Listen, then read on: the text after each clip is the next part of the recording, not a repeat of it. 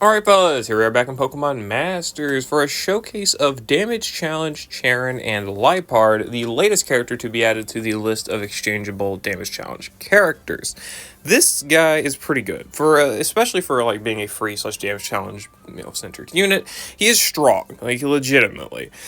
He's got a lot of debuffs for one. He's got Snarl, which is of course AoE special attack debuffs, but he's also got Overwhelm 9 on top of that, so he's got mixed offensive debuffs, which is good. He's a sprint, of course, and he's got a sync acceleration on the trainer move and head start 1, giving him decent prowess for those type of stages, I guess, or stages that want like that sync acceleration. And I can think of quite a few.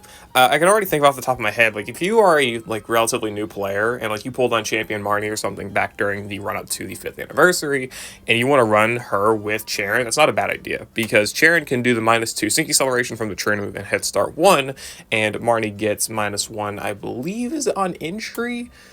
I think so, or it's on use of her trainer move or something like that because of how her passives work or whatever. But she gets sync acceleration, and you can combine that for -3, and well, there you go. You've got -3 sync acceleration. And again, they can kind of work well together for a few reasons we'll go to in a little bit.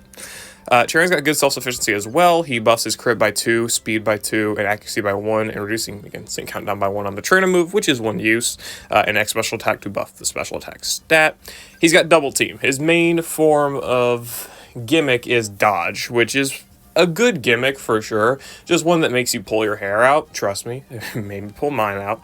And he's got double buffer to make those evasion buffs go faster, so it doesn't get +2, he gets what? Doesn't get +1 evasion on using double team, he gets +2, so it's very, very fast buffs. And of course, the sync grid's going to enhance all those capabilities further. That's not the right character, that's Bryson, man, who I still need to invest in. Okay, anyway. So, Cheren has, of course, he's got his sync move, which I did not actually look at, but it's more evasion is raised to greater the power of his sync move, right? Which is good. He's also got brain power, meaning he's actually got a good sync nuke, especially if you were to actually invest in his 6-star EX. Looking at his stats already, they're good. Like, 446 special attack is good, 182 defenses are definitely not great, but could be worse for sure, and for the most part, his other stats are good. Like, speed's good, HP's fine, whatever. If you 6-star EX him, of course, his stats are going to look far more impressive, which I would recommend investing that level of investment into him if you do plan to actually use him as a character, because you do get that sprint EX function, and you do get the extra stats, which are very, very helpful for certain content, mostly legendary arenas. Anyway, brain power is good. He's also got X special attack, NPR, and X special attack ramp up, so if you want to potentially fish for X special attack buffs via NPR, you can, or if you want to just skip that and go for +6 this way, you can do that as well. Of course, he's got the sync nodes. He's got Ready Cure. This is his main form of healing. 40% chance to heal 20% HP when dodging an attack. I hate that. I honestly hate that. I mean, it's good. Like, it makes him strong or whatever in, some aspect, but oh my god, the RNG has to work in your favor. It's so bad. I hate it when dodging, like, when characters are, for one, dodging's fine. Like, especially if you can do damage, then dodging is fine. That's a great mechanic.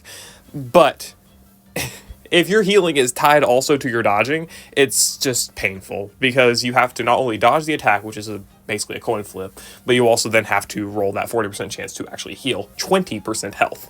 So you're going to be taking a lot more damage, a lot more often, than you're going to be healing that damage more often than not. And I hate it, but it is his form of healing, and I mean, again, he's dodge-based, he can make it work.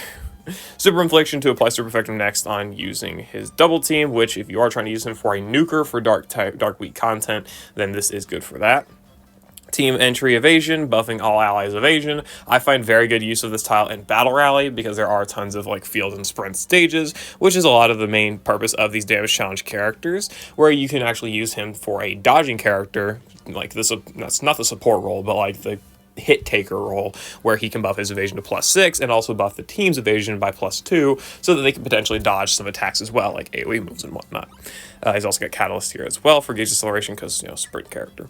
Mind Games 9 on Snarl. This is one of his best ways of enhancing other characters. Again, I did say he could take up that like dodging tank quote-unquote character role, and he could like support in a sense champion Marnie. I mean that because he can debuff special defense and apply extra damage enhancement to special attacking characters, on top of course being able to mitigate damage with overwhelm and snarl, and also being able to activate multipliers by that same method, so that is good.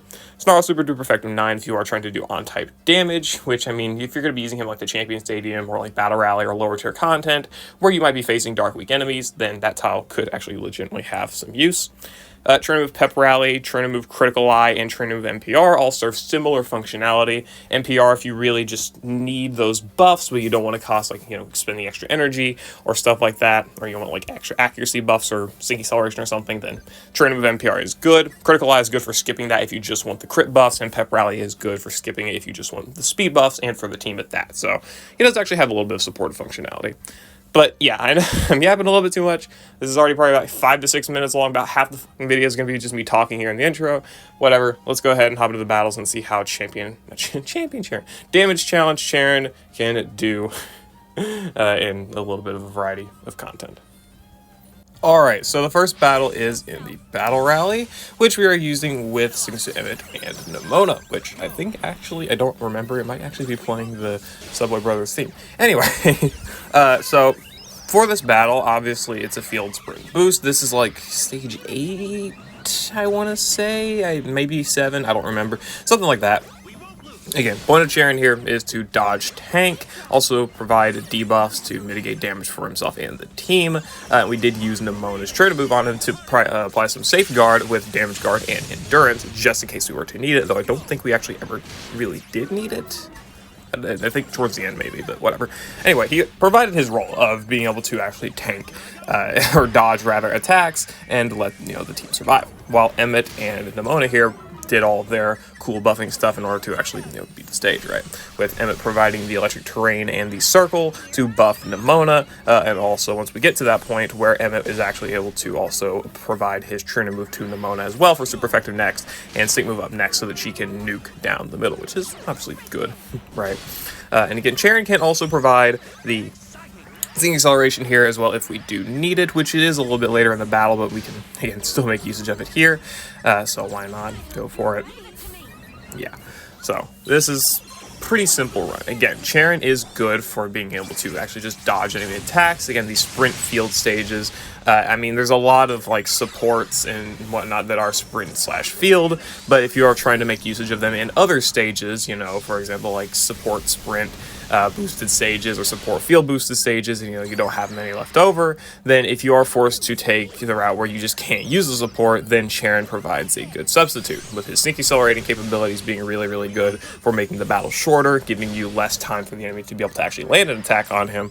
But if they do land an attack, then you've got those attack and special attack debuffs to mitigate it, or again, that dodge to be able to allow him to just dodge the damage altogether. So it's pretty much what happened here. Again, we took no damage, so we did get pretty lucky, of course, because dodge doesn't always work in your favor.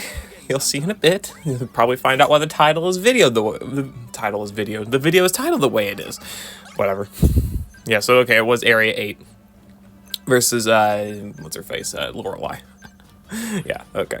So I don't remember what the grid exactly is there. I mean, Ready Cure obviously for the healing. We want to, like, I guess Pep Rally, I think. Train of NPR would have been good for the sync countdown, all that stuff. Having 2 sprints on the team made it a good deal better as well, so that was fun.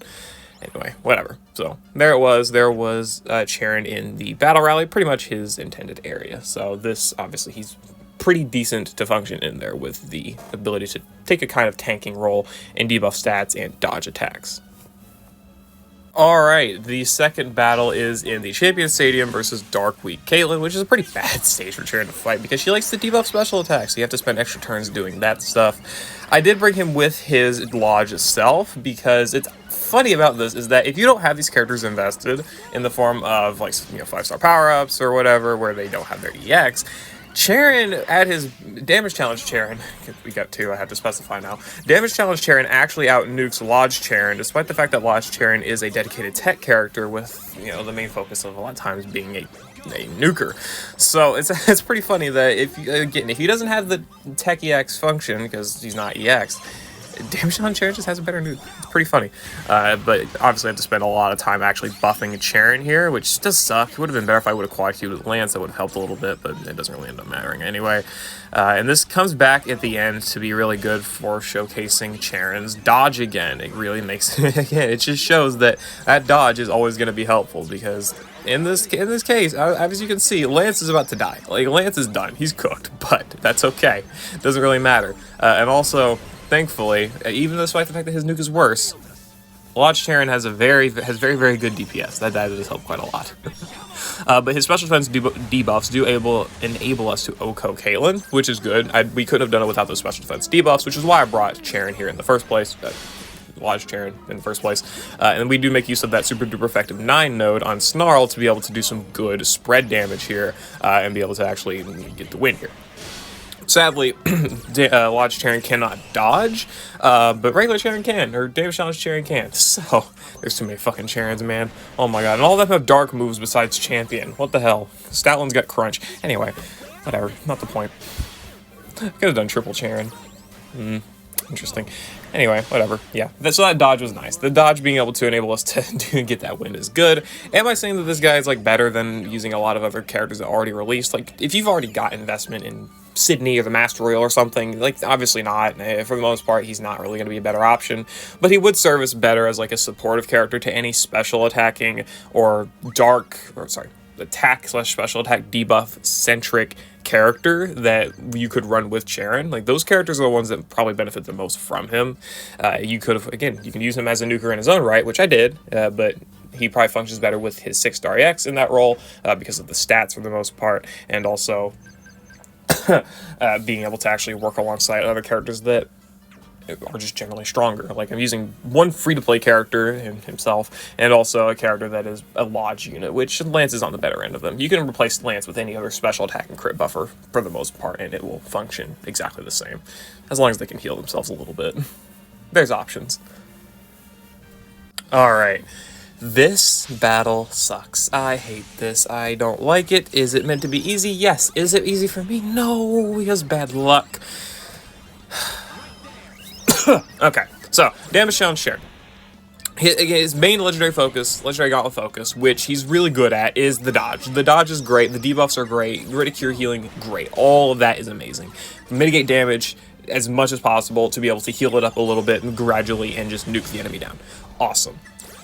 In practicality, you are spending so much time trying to actually just dodge attacks. It is so awful. I got so lucky this run.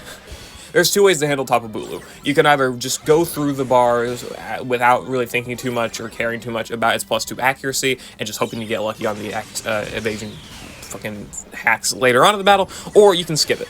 I went for the fact that I could skip it because I have the opportunity to.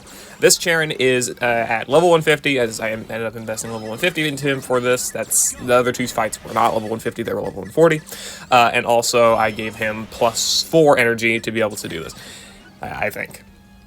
I think he's got Brain Power gridded, he's got NPR on the Cheren move, he's got Ridicure, and those are the big tiles.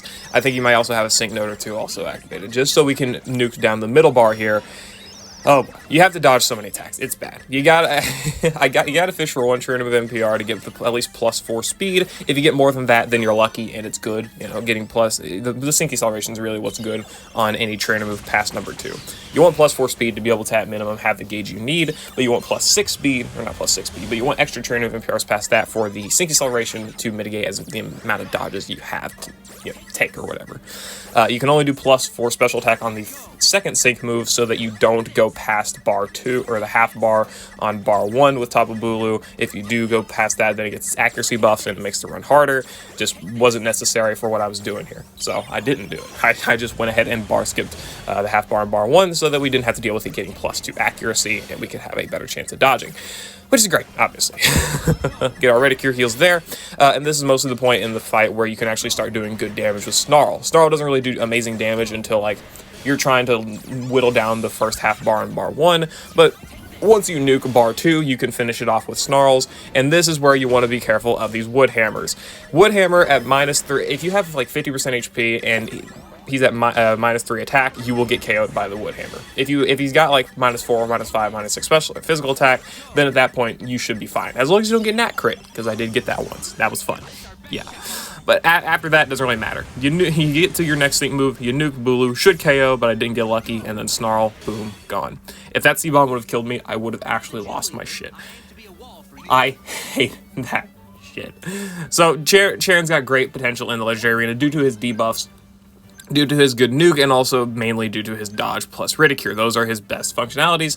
Running Stoic 2 against Bulu was great because it's all of his physical attacks, being able to mitigate as much damage as possible. That's what Cheren's about, damage mitigation, and all of that stuff with his dodge and attack debuffs and defense debuffs, or defense buffs because of Stoic as a lucky skill. Yeah, this would have been easier with the 6-star EX, and if you do plan to use this guy for solos, it is just heavily recommended to invest a 6-star EX. Characters like him and Eve, most notably, are characters that really just want the extra stats from 5-star power-ups to be able to take as little damage as possible and be able to heal as much damage as possible off of their Ridicure nodes. That's pretty much how all of them work, and I would always recommend investing 5-star power-ups if you can to make them at least stronger. Screw their 6-star EX effect, which would be good too, but if you just want the power-ups to invest, do that instead. God. Yeah, there's obviously tons of other souls he can do. He can do Latios, he can do Latios, he can do, I think, Azelf. If I'm not wrong, I could be wrong, I don't know. But I'm good on doing all those. Fuck that shit. Screw you, Cheren. Screw you, Bulu. I will get my revenge in the Datamine showcase. Trust me. Whatever. That's Damage Challenge Cheren Showcase. Let me know what you think about it in the comments below. Yeah, I'll see you all later. Peace.